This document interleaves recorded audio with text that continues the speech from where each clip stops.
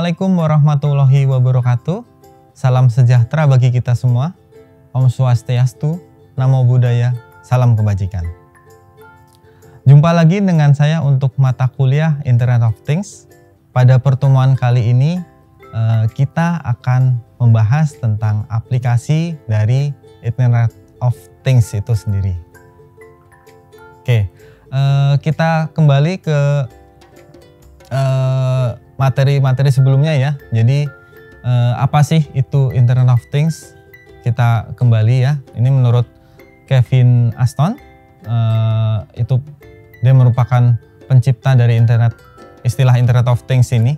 Jadi Internet of Things merupakan sensor-sensor yang terhubung ke internet dan berperilaku seperti internet dengan membuat koneksi-koneksi terbuka setiap saat, serta berbagi data secara bebas dan memungkinkan aplikasi-aplikasi yang tidak terduga. Sehingga komputer dapat memahami dunia di sekitar mereka dan menjadi bagian dari kehidupan manusia.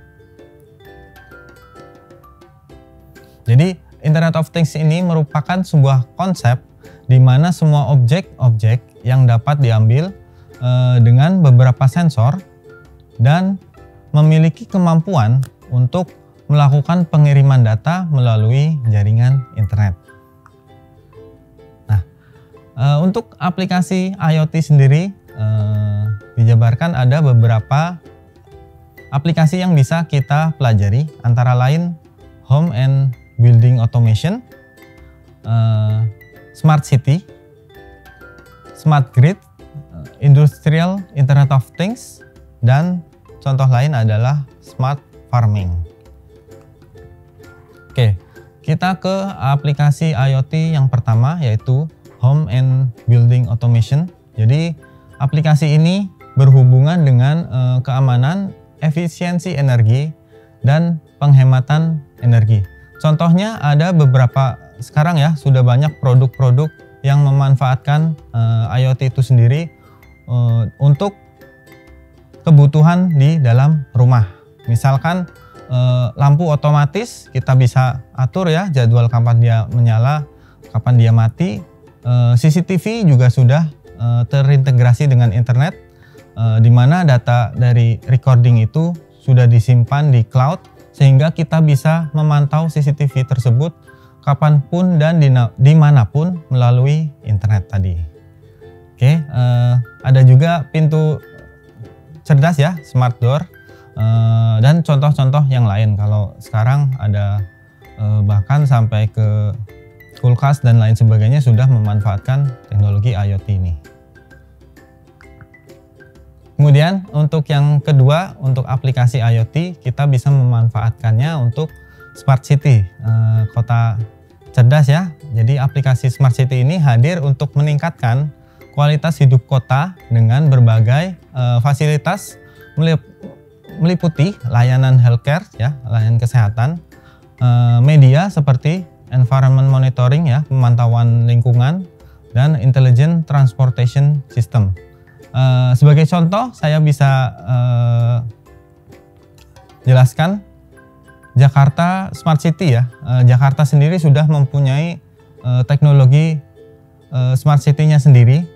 Jadi misalkan kita ingin misalkan berbasis peta ya, di sini kita bisa lihat, kita bisa melihat taman ramah anak, kita bisa melihat transportasi umum baik MRT, LRT, dan lain sebagainya, itu sudah terintegrasi di dalam satu peta. Ada juga layanan seperti puskesmas, rumah sakit tipe A, B, C itu sudah dipetakan di dalam aplikasi ini. Nah, selain dalam berbentuk peta tadi, kita bisa memanfaatkan teknologi IoT ini untuk Smart City antara lain untuk memantau banjir. Nah, kan kita bisa memasang ya sensor-sensor di muka pintu air ya, seperti Manggarai dan sebagainya. Itu kan ada pintu air yang bisa kita monitoring ketinggian airnya. Jadi misalkan di Bogor ternyata ketinggian airnya cukup tinggi, kita bisa mengantisipasinya misalkan dengan menyediakan pompa-pompa yang bisa disediakan di tempat-tempat yang rawan banjir seperti itu. Sebagai contoh di sini ya, ada ketersediaan pompa di berbagai pintu air untuk menanggulangi genangan-genangan air yang sering terjadi. Kemudian ini dalam bentuk peta tadi untuk pantau banjir. Ada keterangan waktu kapan data diambil, kemudian ada kondisi yang ready, misalkan ketersediaan pompa ada berapa, kemudian pompa yang aktif dalam melakukan penyedotan air berapa, itu sudah bisa kita monitoring, sehingga itu memudahkan pemerintah dalam mengambil keputusan. Misalkan ada kondisi tertentu, misalkan diprediksi akan terjadi banjir, maka sudah bisa diputuskan suatu keputusan yang untuk menanggulangi prediksi tersebut. Nah, untuk aplikasi selanjutnya ada Smart Grid. Jadi Smart Grid ini lebih berfokus pada pengelolaan dari daya ya, power. Jadi sumber daya listrik di suatu kota kita bisa memanfaatkan dengan teknologi IoT. Bagaimana membagi energi-energi tersebut supaya lebih efisien, misalkan kita bagi untuk daerah pabrik, daerah industri, daerah perumahan, atau daerah-daerah lain, sehingga pembagiannya itu lebih efektif dan efisien energi listriknya tersebut. Selanjutnya untuk aplikasi IoT ada Industrial Internet of Things ya. Ini salah satu contohnya adalah robot dari Amazon, Proteus. Itu bisa kita manfaatkan ya, kalau di gudang Amazon situ kan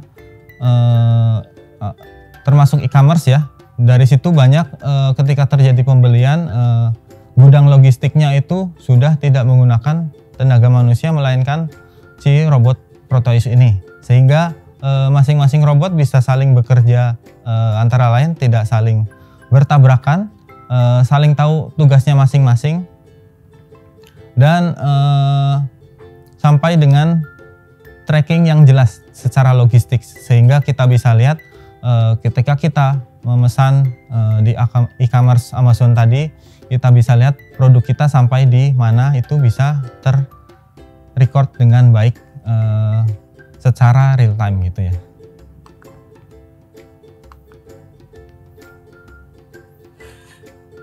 Nah,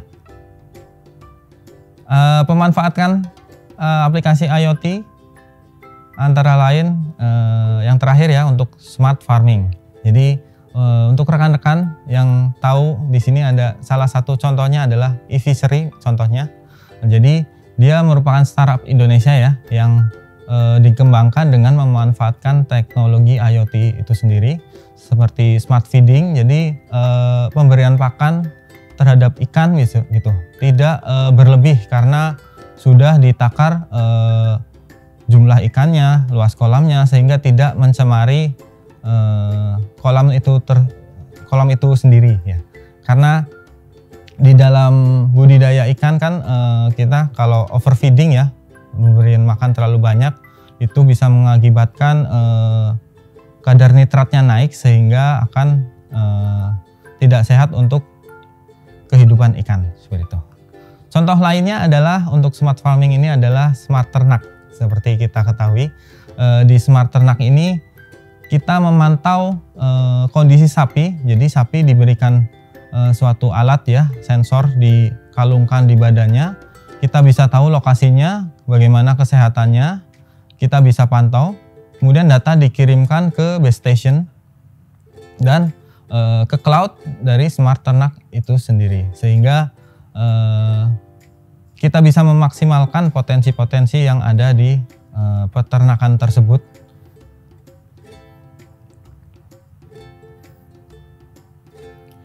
Jadi selain kalung yang ada di sapi, itu juga bisa dalam bentuk kamera, misalkan tadi kan di bagian bagian sensor ada kamera yang memonitor posisi maupun kondisi dari sapi itu sendiri.